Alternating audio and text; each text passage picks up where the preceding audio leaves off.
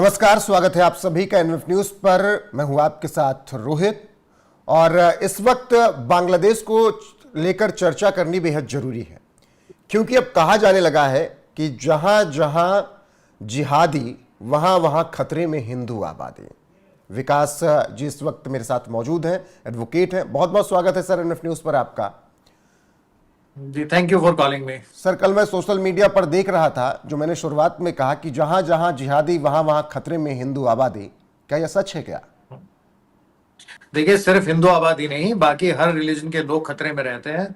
सिर्फ और सिर्फ एक देश की बात नहीं है। आज तक हिस्टोरिकली जिस भी देश को आप देखेंगे, जहां जहां मुस्लिम आबादी बढ़ी है, वहां बाकी रिलीजन के लोगों का खात्मा होता चला गया है। तो ऐसे में बांग्लादेश पर आए। बांग्लादेश में जिस तरीके से हिंदुओं पर अत्याचार पिछले कुछ महीनों से हो रहा है, शेख हसीना का तख्ता पलट हुआ, उसके बाद से हिंदू बहन बेटियों की इज्जत लूटी गई, मारा गया, मंदिरों को तोड़ा गया, और अब इस्कॉन पर जिस तरीके से बैन लगाने की मांग चल रही है, ऐसे में क्या किया जाना चाहिए दुनिया की तरफ से, भारत की तरफ से? देखिए, सबसे पहली चीज तो यह है कि ये बेसिक ह्यूमन राइट का इशू है, क्योंकि किसी भी देश के अंदर माइनॉरिटीज की प्रोटेक्शन करना उसकी सरकार की जिम्मेदारी है। और बांग्लादेश में माइनॉरिटीज के साथ जितने अत्याचार हो रहे हैं, उसमें इंटरनेशनल लेवल से प्रेशर होना बहुत जरूरी है। इंटरनेशनली जितने भी कंट्रीज से जो जिनका भी बिजनेस ट्रांजेक्शन है बांग्लादेश के साथ, वो उसको रोका जा सकता है। जो भी पैसे का आवागमन है उसको रोका जा सकता है, और इंटरनेशनली जो सैंक्शन लगाए जाने चाहिए वो बहुत जरूरी है।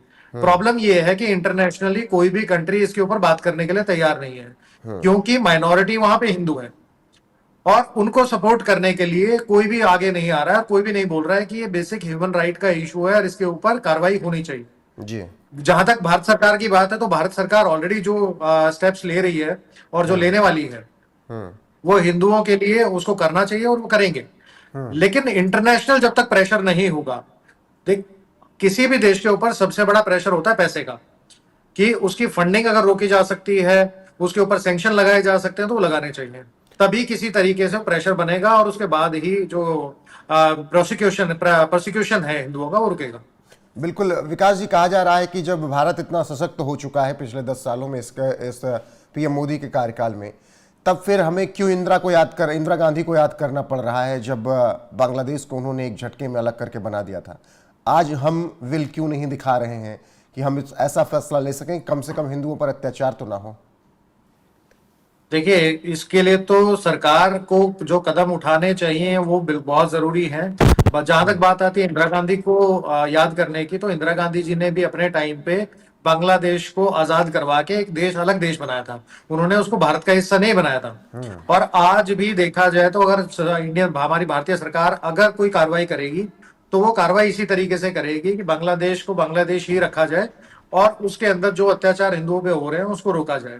सबसे बड़ा इशू ये है कि अगर कोई सरकार बांग्लादेश के ऊपर किसी तरीके का मिलिट्री एक्शन लेती है, तो लेने के बाद अगर बांग्लादेश भारत का हिस्सा बनता है, तो उसकी वजह से जो मुस्लिम लोगों की एक तरफ से बहुत बड़ी जनसंख्या जो इंडिया में आएगी, वो इंडिया की वोटिंग डेमोग्राफी पे फर्क डालेगी।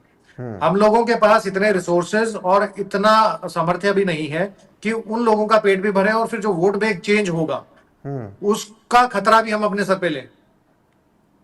सिर्फ हिंदुओं के प्रोसिक्यूशन को रोकने के लिए जो सरकार को जायज कदम है वो उठाने चाहिए। तो वहां से लोगों को एनआईए और एनआरसी के अंडर में अगर बुलाया जा सकता है तो उनको बुलाना चाहिए। लेकिन क्या यह भी एक ऑप्शन हो सकता है कि बांग्लादेश को एक बार फिर से तोड़कर नया देश बनाया जाए, हिंदू देश? ये सरकार, ये बिल्कुल, ये एक ऑप्शन हो सकता है कि बांग्लादेश को तोड़कर दो अलग अलग देशों में डिवाइड कर दिया जाए। लेकिन बांग्लादेश की डेमोग्राफी इस तरह की है कि वहां मेजॉरिटी एक ही रिलीजन है, तो दो अलग अलग देश बनाना वहां मुश्किल होगा। चिन्मय जी की गिरफ्तारी को लेकर जो बवाल मचा, क्या लगता है कि धीरे धीरे ऐसे ही टारगेट किए जाएंगे हिंदुओं के मंदिर, हिंदुओं के संस्थान बांग्लादेश में?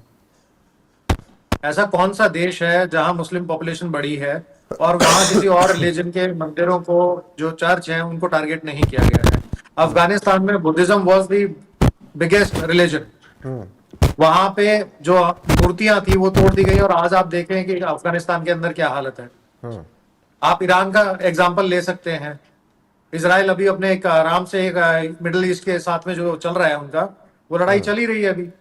किसी भी देश के अंदर अब चाहे मेजॉरिटी में कोई भी धर्म हो, हिस्टोरिकली हर बाकी धर्म के लोगों के साथ, उनके टेम्पल के साथ, उनके चर्च के साथ तोड़फोड़ पहले भी की गई है, उनकी किताबों को पहले भी जलाया गया है, लोगों को पहले भी मारा गया है, और जो है वो अभी भी जारी है, और जिसका रुकना बहुत जरूरी है। रुकना बहुत जरूरी है। और ऐसे में एक खबर आई कि इस्कॉन ने अपने आप से अपने को अलग कर लिया चिन्मय जी से।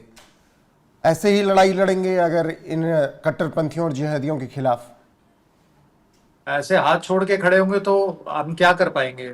हमारे देश में नुपुर शर्मा के साथ क्या हुआ था, उससे बड़ी तो एग्जांपल नहीं है किसी के पास।